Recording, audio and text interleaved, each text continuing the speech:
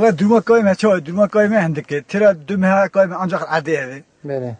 قايمة حيوان ما يشكاي صاب يعني حيوان بيدمره. بله. حيوان يعني كاي صاب مجبورة يعني كاي صاب يعني هذا حيوان هذا يجي. بله. أباش كوات يبي كهاني؟ أبي كهم ماجي كاي ديار بكر مكري. كاي ديار بكري. مكري والله كي أجي متناوي بيش أساس عصبنا مكري أو يجي ترى مناك يعني ترى دوما هات كتا شاطر ترى دوما هات كي يعني. بله. يعني خلاص بهوني شابكن. مجبور أبي كاي بكرة. يجي مثلا يعني مش أنت هيك فروشن بدك كاي وينه. يعني بيكي حيوان يكون دفروشن كون دستين قارشلاميش كيانا؟ لا ولا قارشلاميش ناكن.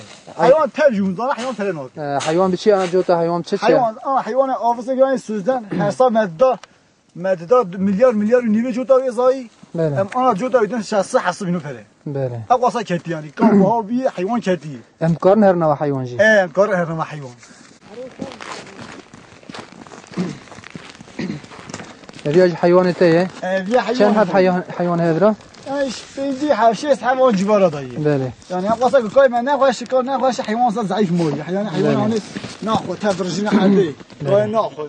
تدرجنا عندي. بله. كوي صاف جري حيوان جنوب. جوجي مناق جاء من جو ينتي خسر بدني كنيه. يعني جوجي ما أقول أنا فروش من ناس بنا حصل ويا ما حب تحضر فروش ما بيجي يمي تون حياة بحر ده مجرى ده هون. بله. أنا بهرناك أنا ضيع فروش نجي به تون جيمون.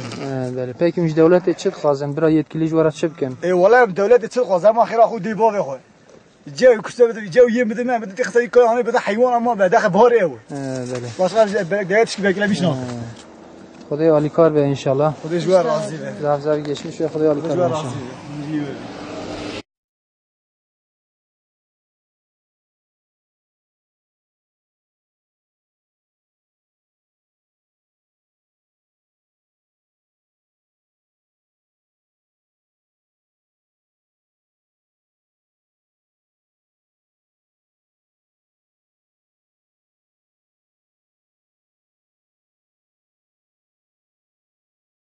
Yüzbaş büyük hayvanımız var. Bir de mağduruz. Samanın kilosu 1 milyona çıkmış, beyaz saman. Günde 20 torba saman tüketiyoruz. Günlük ne yapıyor? 1 ton. 1 ton 1 milyarda ne yapıyor? Aylık 30 milyar. Bunu kim yetiştirebiliyorsa gelsin kendileri yapsın. Tarım Bakanlığı dışarıdan hayvan getiriyor. Burada millete veriyor, diyor faizsiz falan filan söyleyip milleti şey yapıyorlar. Biz bu hayvanı şey yapamıyoruz. Günlük yani giderimiz 1 milyar. Bunu Tarım Bakanı da şey yapabiliyorsa gelsin yapsın. Mağduruz ve büyük çapta da mağduruz yani.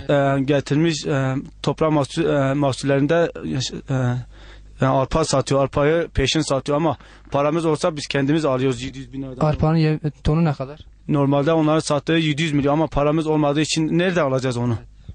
Bir hayvanı satsak 1 milyar, arpanın tonu da 750 milyon toprak mahsulleri ofisi satıyor. Yani 100 baş büyük hayvanımız var, hepsi küpeli. En fazla Şubat'ın 15'inde sonra bırakacağız ve bunu da hayvanları yükleyip tarıma da götüreceğiz. Yani bundan sonrası yani Şubat 15'e kadar hayvanlarınıza bakamayacağınızı söylüyorsunuz. Ondan sonraki valiye de gideceğiz, tarıma da götüreceğiz. Bu hayvanları yetişti. Kim bakacaksa baksın. Bundan sonra bırakacağız hayvanları. Çünkü 1 milyar günlük onun masrafıdır. Evet. Ayda 30 milyar yapıyor. 2 ay orada kalıyor 60 milyar. Kim bakacak bu hayvanlara? Samanla beraber yem de veriyor musunuz yere? 2 torba da yem veriyoruz. Evet. Hayvanlarımız da çekimini yaptınız, baktınız. Hayvanlara yedirmediğimiz için tümüyle tüylerini yiyorlar hayvanlar. Peki sizin durumunuzda, sizin köyde veya çevrede sizin bildiğiniz başka kimse var mıdır? Kiminle de konuştuğumuz zaman bütün millet hepsi de mağdur şimdilik. Evet. Tümüyle. Evet. Tümüyle ya bir aylık 40 günlük 45 günlük saman kalmış. Hepsini Diyarbakır'dan getirdiğimiz için bütün hayvanlarımız da hastalanmış. Evet. Beyaz saman verdiğimiz için. Evet. Peki yetkililerden son olarak ne istiyorsunuz? Sizin için ne yapabilirler? Bunun dışarıdan bize ya saman getirsin ya da bu toprak mahsuller ofisinden o verdikleri arpayı bize 5 aylık 6 aylık yaza kadar bir şey yapsınlar bize, yani borçla verecekler. Nasıl yapacaklar bir